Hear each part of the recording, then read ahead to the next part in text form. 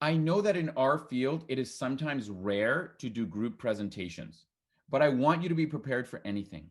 So one of the best things you can do when you're doing a group presentation is have your finger ready on the mute button.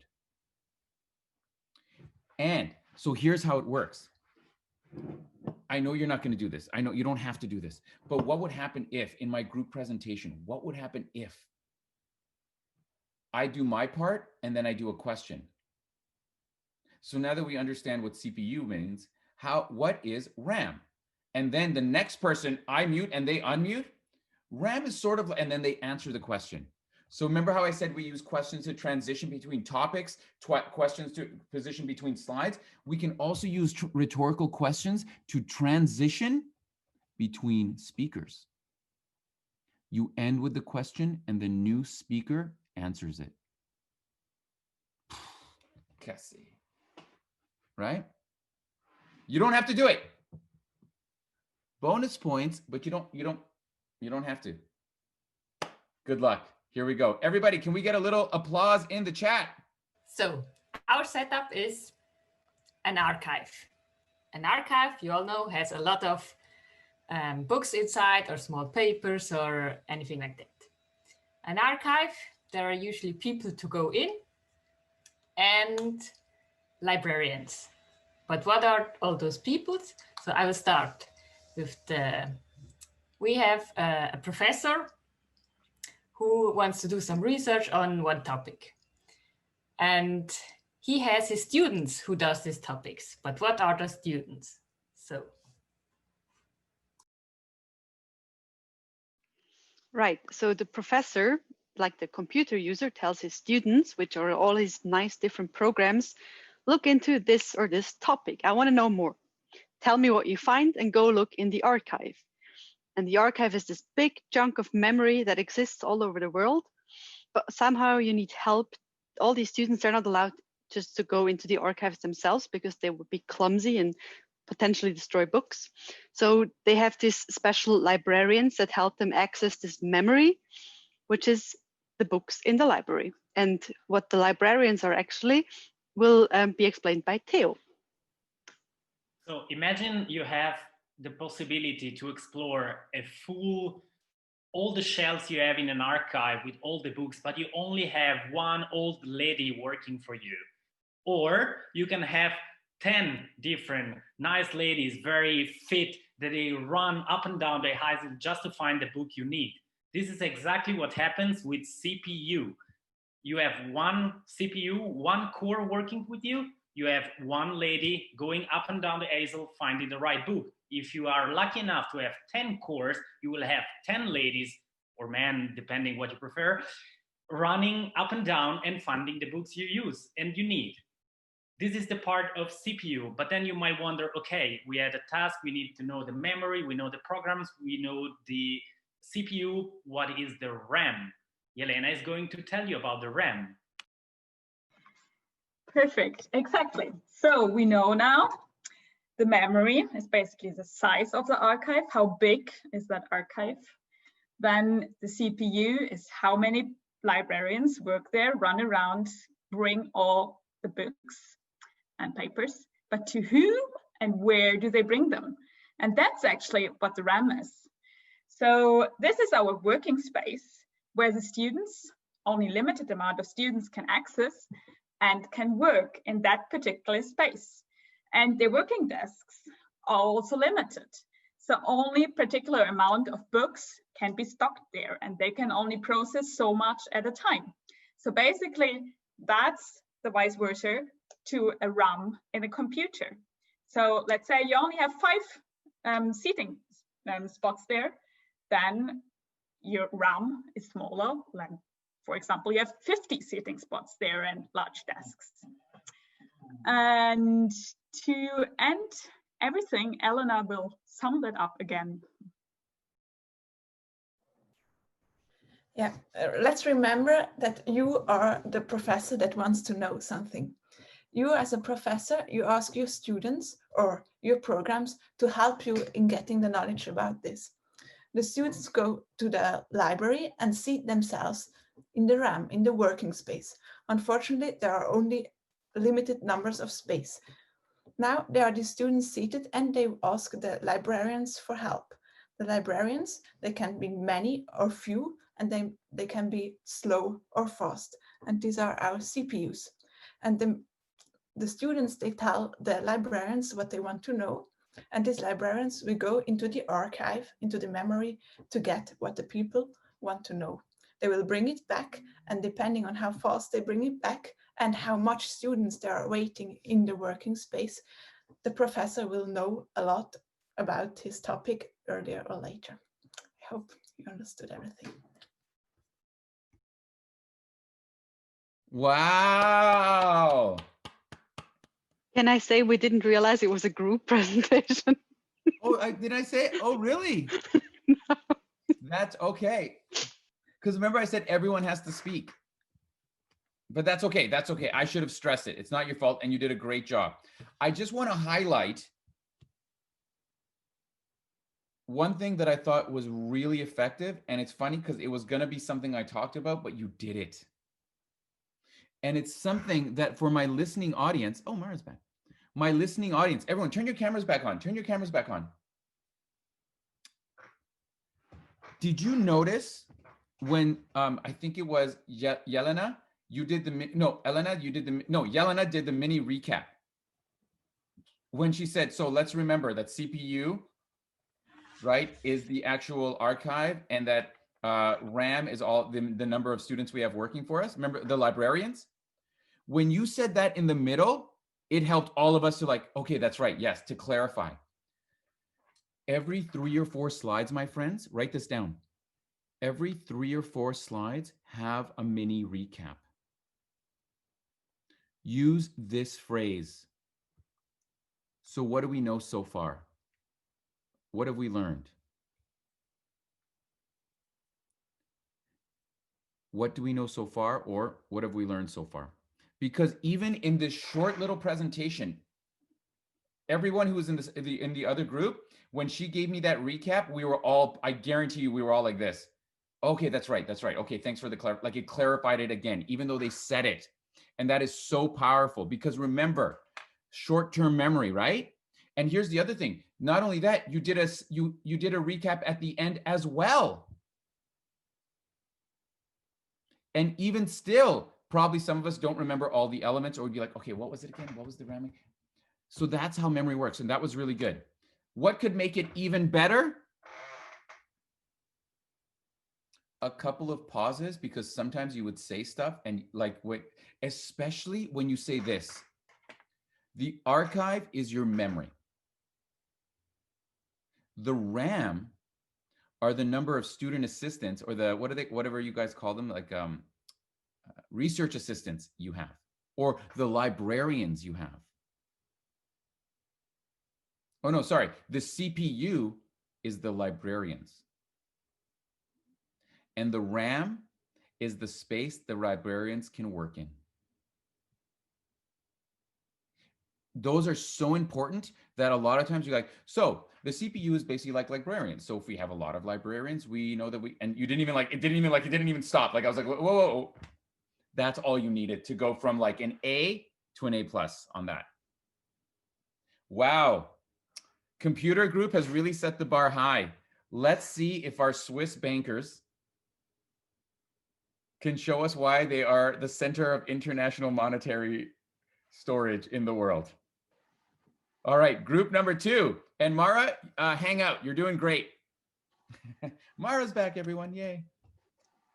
All right, so Mara, you can turn off your camera and microphone. And we're going to hear from group 2 to tell us, using an analogy, what the difference is between a balance sheet and an income statement.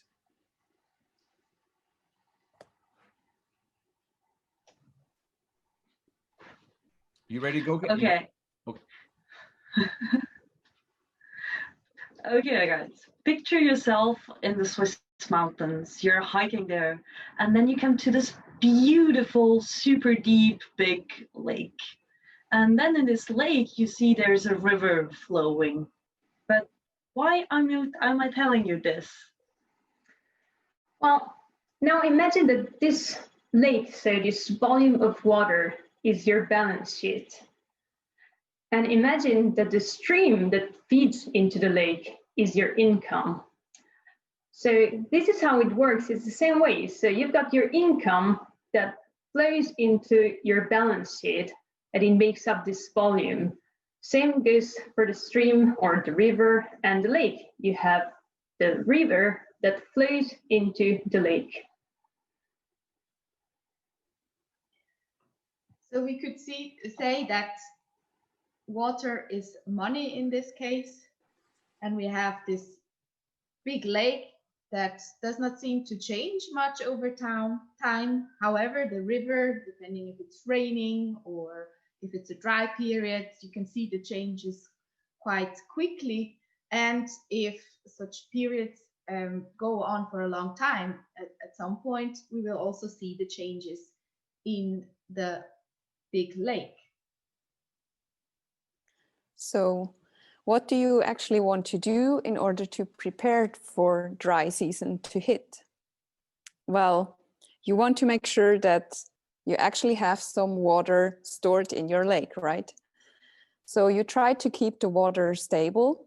However, there are some outflows that you have to keep running in order, for example, for the fish downstream to survive, as we know as ecologists. So this outflow that I talk about, those are actually expenses that you cannot really control. It's like the rent you have to pay, or insurances, or also you have to buy food, right? So those costs you cannot really omit, versus you have other costs, so a bit of overflow that you actually freely give away. So to wrap it up, we can say that an income sheet is actually the river flowing into your lake, which is your standing stock of money. And then what is dynamically abstracted from this lake is just the outflow that goes away. So my dear friends, I hope you understood now how an balance and an income sheet work. Statement. Yeah, okay, good. The only thing I would say is, Janine, what can we say for dynamically changing, or whatever that last term was? It is dynamically something. You could just, you don't have to be so technical in the words. The amount changes. And something that changes is always dynamic, right? So it's a bit like... I know. But remember, we're trying to take a complex idea and put it simply. Not bad, but that's just a little tiny thing. I think you did great. I loved, what a great analogy. And I would like, there's one thing that both teams could have used, and this is for the future whenever you're explaining a complex idea, because the only place where we kind of lose you a little bit is when we don't have either one of these two things. Analogy, back and forth, plus either an example or a scenario. Let me show you what I mean. In your example, I loved it. I love the river. So let's say that we have a job, but last year we made 0 money. That means the river dried up.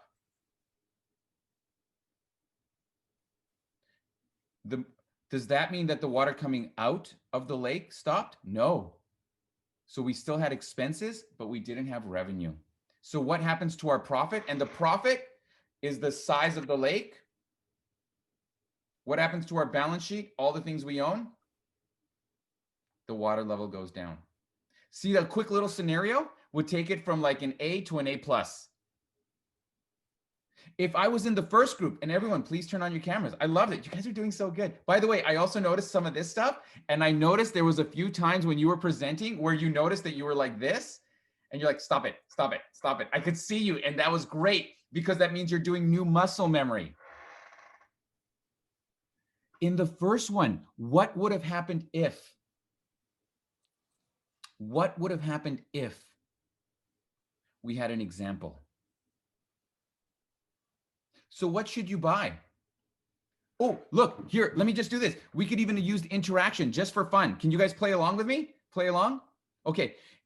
In the United States, Black Friday is the biggest sale day of the year. That's when everyone, if you ever watch the shows, how like 4 people died in a Walmart because they got trampled to death, that happens on Black Friday. It's insane. It's all for like 20%. It's ridiculous. It's terrible. It's everything wrong with capitalism. But let's suppose we wanted to buy a computer because it's going to be on sale next week. Can everyone do me a favor? Open up a Google Sheet, open up a search, and let's go do this term. MacBook versus, and find Surface. MacBook versus Surface. So what should you buy? A MacBook Pro or a Surface? Here's you could literally see, I'm getting you to interact to look. Let's look at the specs. Well, let's look at their CPU and let's look at their RAM.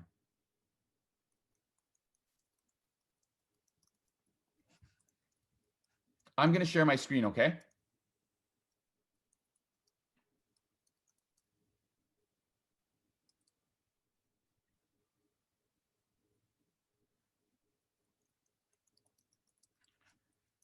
I'm going to share my screen so you can all see it.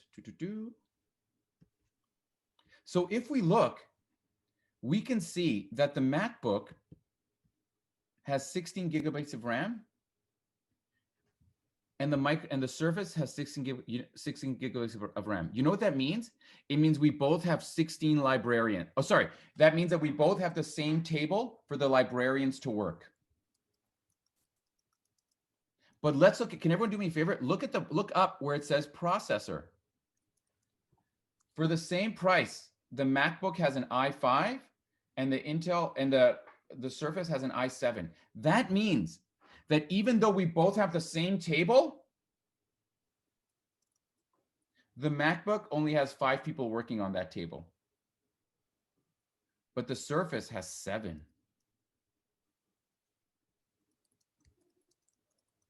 You see the example that I used there? So I give it even more meaning to reinforce that idea. So remember, analogy, the secret, and you all did this awesome. You go back and forth. This is ice cream. How do you add whipped cream? How do you add sprinkles? How do you add a little chocolate sauce? Maybe a little piece of banana? Examples or scenarios. And mini recaps. How often should we do recaps, everybody? How often do we need to do recaps? Every 3 to 4 slides. Yes. Notice, even when it was a 5-minute presentation, not even 5-minute presentation, the mini recap helped. Imagine when you're doing thesis defense or you're doing an hour lecture or it's a 20-minute workshop. How helpful would those mini recaps be?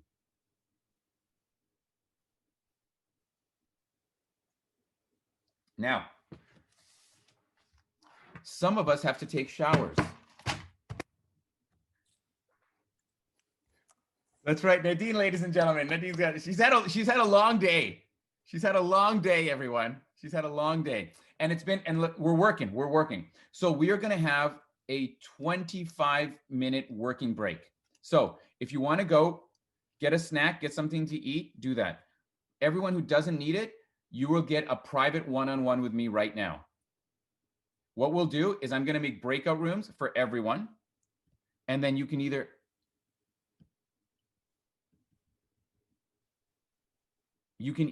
be in your breakout room and working, and I will visit. And if there's nobody there, or if your camera's off, I will leave you alone. But if you're in that room, I will give you one-on-one and we will go through your presentation and I'll answer any specific questions you have one-on-one. It is 3:09, right? Is it 3:09? 4:09? 4:09? Oh, shit. Oh, sorry. Let's make it a 20-minute because we're gonna run out of time. So let's make it a 20-minute working break. Sorry about that. That was recorded too. You'll never have me back. I broke protocol. I know it's very proper. And when we come back, I'm going to give you how to answer questions. And I want to teach you another strategy called a what if story. A what if story. as a way to convince people to doing something without getting into a debate. Then I'll give you time to prep, and then we're going to have our amazing, mind-blowing 5-minute TED Talk style presentations so that you get all the funding you need for your research. That's right, Janine, all of it. You're going to make it rain on the lake of river of water of revenue.